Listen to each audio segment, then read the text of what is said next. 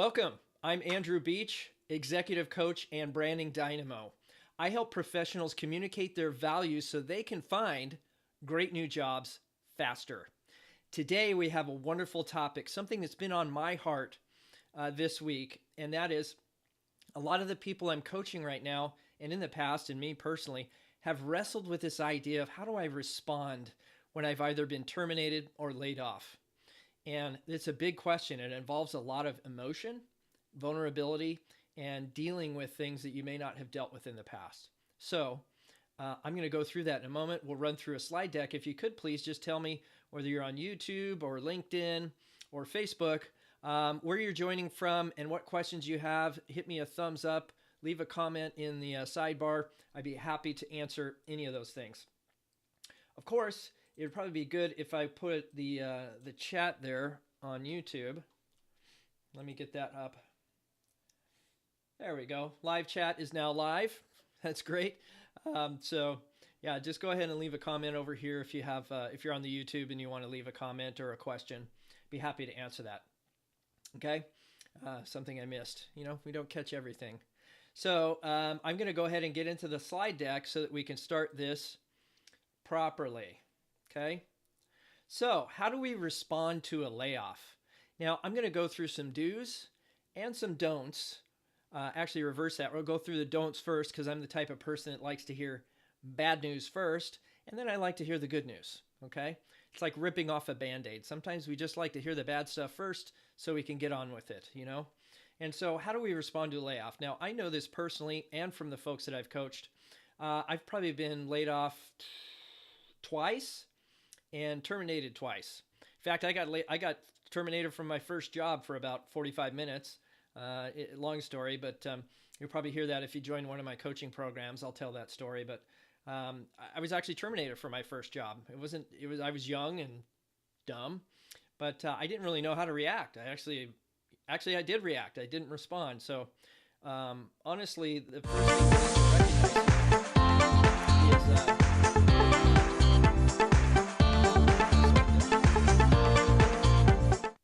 sorry, lost you guys there for a second. Okay, so it's doing it again. What are you doing? Technical difficulties, bear with me. Okay.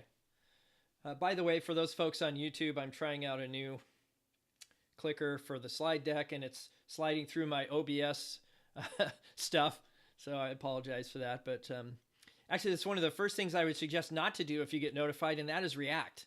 Now, you're probably, when you're notified, sitting across the desk from somebody. That somebody could be from HR, it could be your boss, but that person in many cases, not always, but in many cases, is just a messenger.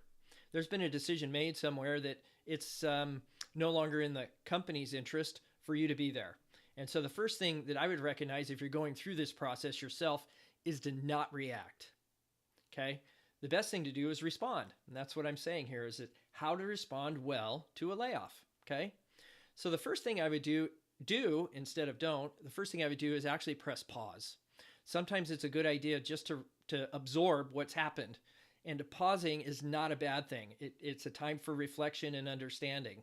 So the thing here is don't react, but take a pause.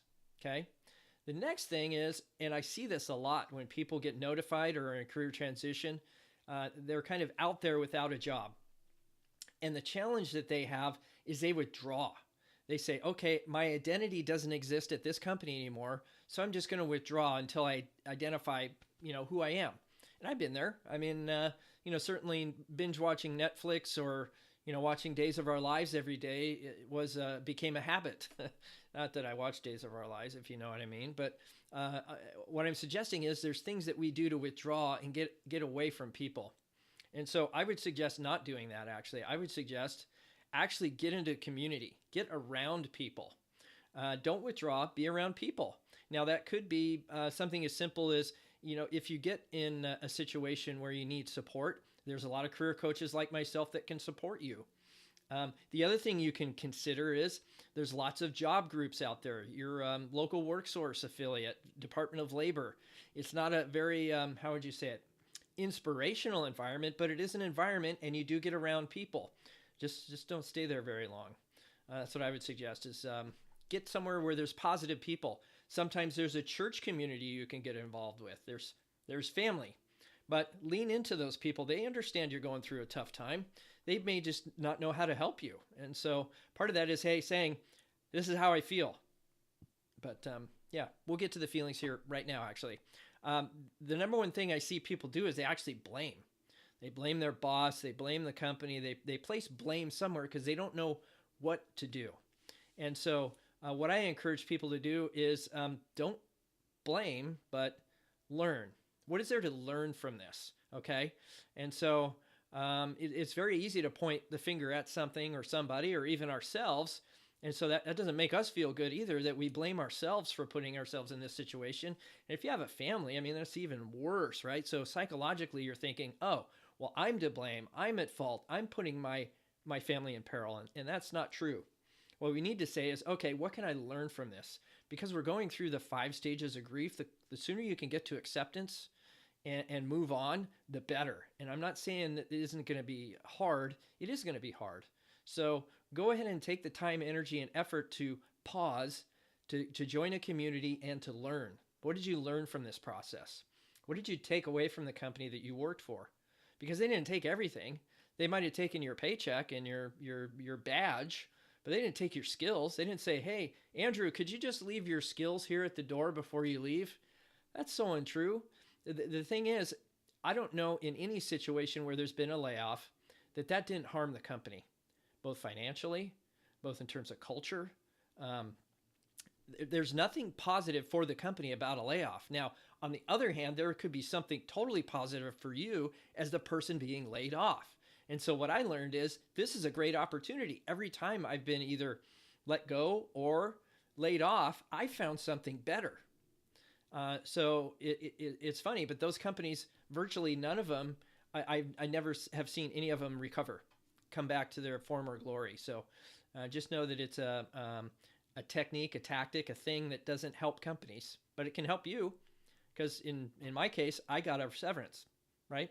I got support through a career consulting company, okay? I got all these things. I actually came out, and because of the situations I've been in, I became a career coach.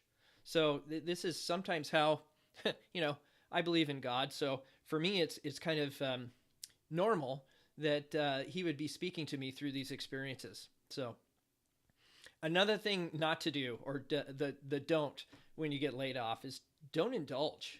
A lot of people I know indulge in alcohol, some of them, unfortunately, drugs, but they go over the edge because they felt like they were harmed or something was done wrong with them, and they want to take the pain away by indulging in something.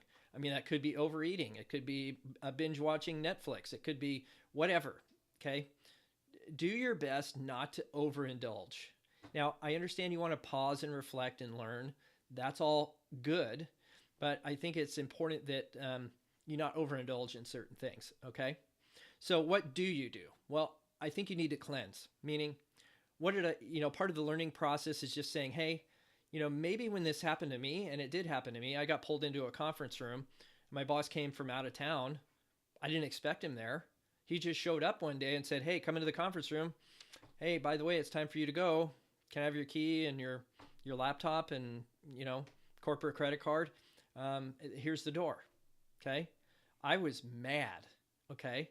So I couldn't say it at the time because I was still in a little bit of shock, but I was mad. And so for me, it would have been good to cleanse and say, you know what? I'm mad.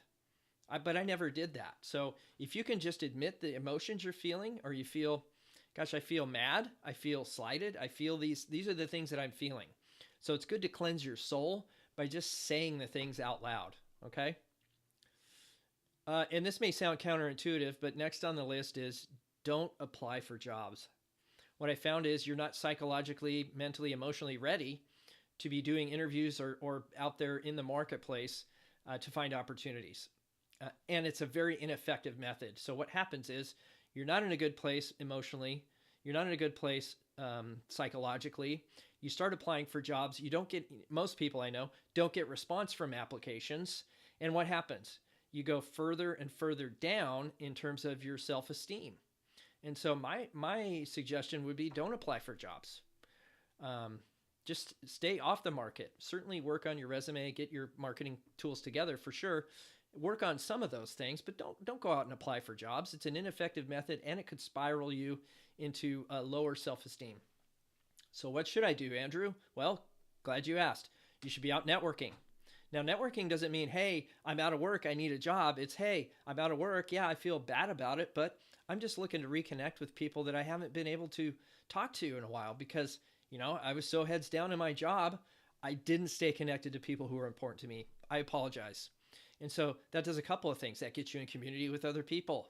It puts you in a position to practice talking about it and cleansing yourself, your spirit, your soul, whatever you want to call it, your psychosis, so that you don't come off as a desperate job seeker later on. And so this will actually help you in terms of interviewing as well. So there's so many positives to networking. And if you look back at some of my videos on FAQ Friday or even my educational programs or my website, you'll see lots of tools that you can use to learn how to network and network well. Okay, so we would suggest, if this happens and it's recent, that you just connect with people that you have tight relationships with, your inner circle. Just tell them what you're feeling, what you're going through, and don't expect anything from them. Just say, hey, I want to talk. I'm not looking for you to find me a job. I am looking, so if you want to connect me with somebody else, I'm happy to go talk to them. But that's something, just get out there and network. Go talk to people. Stay in community. Learn something, So that's good. Hopefully you got something out of that. Now, if you're interested in more of these kind of things, I am writing curriculum. I'm actually producing the curriculum now, putting together videos and the worksheets and the workbooks and all that for 3 steps to career success. Now, the reason I put this together is because I saw a trend. And the trend was there's so many people out there teaching job search a certain way. And that is, I need to have a resume. I need to apply for jobs. And then I'm going to cross my fingers and get an interview. When that process doesn't work, it works for some people. And depending on supply and demand, it might work for you. But most of the people that I know that are looking to elevate their career to the next level if they're working now, or to find a next new opportunity quickly if they're out of work, they need something extra, okay? And so I consider this the extra. It's 3 steps to career success, and this is an online learning experience where you have not only online training, but access to me as a group coach to take you through this process. I found that a lot of people that I coach can't afford the one-on-one coaching. It is expensive, and rightly so. That's just the way it is. If you want me one-on-one, it's going to cost more. So the idea here is we do it in a group environment where more people can participate, and you identify 3 things. The first one is, who are you? Big question. It's something that if you haven't seen it before, go Google or look on YouTube and search for The Golden Circle, the TED Talk by Simon Sinek. It's fantastic. And it was in Puget Sound. The microphone broke. The sound was awful. The lighting was awful. But I tell you what, the production didn't matter. It was the number 2 watched TED Talk of all time, as far as I remember. So go check it out. And it talks about why. So in this case, for you, it's actually the who. Who are you? And that stems from your why. And you'll see that in the video if you ever go watch it. But so we identify in this course, who are you? And that's a rear view mirror look at what have you done? What have you accomplished? What is your story? Where did you start? How did you get here? And so we start cataloging some of these thoughts on paper so that we can identify for you a brand, okay? And by brand, I mean an identity statement that can say, hey, this is who I am, that you can communicate to other people without sounding like a total Nimrod. I hate to say it that way, but a lot of people have this problem. If you meet them for the first time, it's like, oh, well, because I'm out of work, I've changed my identity. I just say, hey, I'm out of work right now, but I'm looking for work in, let's say, project management. Repulsive. And for a lot of people, it's repulsive to know that you're a job seeker because they're going to expect you to ask them for work. And that can make people uncomfortable. Better to tell them about your strengths, who you are, in terms of what you bring to the table and what problems you solve. So the next step, step 2, would be, what do you want to do next? Now, based on what you know about yourself and the markets that you're going to approach, it's going to dictate who you are, is going to dictate what you're going to do next, okay? And so maybe you have a dream job that you've always wanted to work at SpaceX and launch rockets into outer space and be an astronaut. Well, great. Anybody could take their current skill sets and probably get a job at SpaceX. It's just you packaging your stuff in the right way so that it's attractive to your market. Okay. Third step, how to meet the right people. And we talked about networking a little bit earlier, but what we're saying here is there has to be a process by which you can meet the right people. And what do you say? And how do you say it? And what kind of correspondence do you offer up front? These things are all critical to finding the right opportunities. Now, you noticed in this whole process, I didn't say anything about resume. I didn't say anything about application. Okay. It's because those activities are not strategic. Okay. They're tactical, yes, and they might generate a job for you. In my experience, low probability of success for most people. Okay. So what we want to do is get in front of people so that our resume application comes after we've built a reputation and a relationship with the right people. That puts us at an advantage in the hiring process. Okay. So 3 steps to career success. If you're interested, go to my website, brandingdynamo.com, and get on the wait list. As soon as this is active, the first module should be completed shortly. Once that's completed, it'll be rolled out to those people who are on the wait list first, and then we'll make it available next year for those people that didn't get a chance the first time around. But I suggest you get on that wait list so that you can be notified when it is available. Okay. So now let's go over and see if there's any questions on our chat. Okay. Pretty quiet on YouTube. What about you folks on Instagrams? Nothing on Instagrams? Okay. Well, thank you again for joining us for FAQ Friday. I appreciate you visiting and sharing this with other people.